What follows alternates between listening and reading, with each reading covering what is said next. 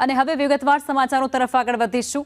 રાજ્યમાં 12 વાગ્યા સુધી 108 તાલુકામાં વરસાદ નોંધાઈ ચૂક્યો છે। સૌથી વધુ વલસાડના ધરમપુરમાં 4.13 ઇંચ જેટલો વરસાદ વરસી ગયો છે, જેમાં પારડીમાં 3.5 ઇંચ વરસાદ નોંધાયો છે। તો આ તરફ ભેસાણમાં પણ 3.44% વરસાદ થઈ ચૂક્યો છે અને ખેરગામમાં 2.6 ઇંચ જેટલો વરસાદ નોંધાયો છે। વ્યારામાં પણ 2.28 અને જૂનાગઢમાં 2.9 ઇંચ વરસાદ વરસ્યો છે। ઉપરાંત જો વાત કરવામાં આવે કુંકાવાવમાં 1.77 ઇંચ અને વંથલીમાં 1.73 ઇંચ વરસાદ નોંધાયો છે। મહુવામાં પણ 1.5 ઇંચથી પણ વધારે વરસાદ વરસી ચૂક્યો છે।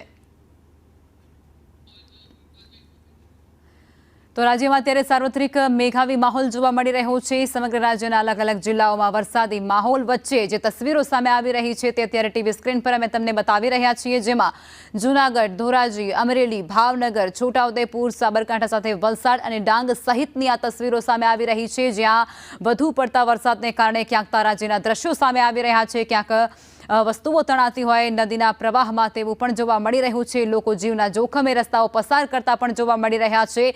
આ સાથે તંત્રની બેદરકારીને કારણે રસ્તાઓ અત્યારે પૂરમાં ક્યાંક પાણીની નદીઓમાં ફેરવાઈ ગયા હોય તેવી તસવીરો પણ સાબરકાંઠાથી મળી રહી છે।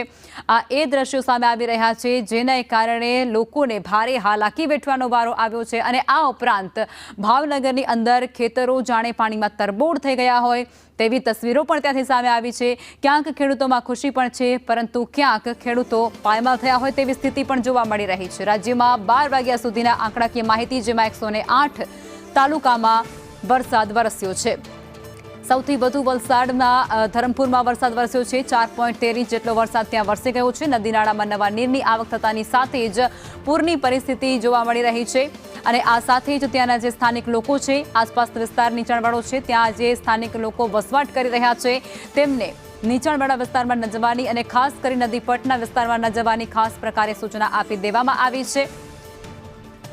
અને જે પ્રમાણે અત્યારે વિગતો હાલ સામે આવી રહી છે, કુંકાવાવમાં 1.77 ઇંચ વરસાદ નોંધાયો છે।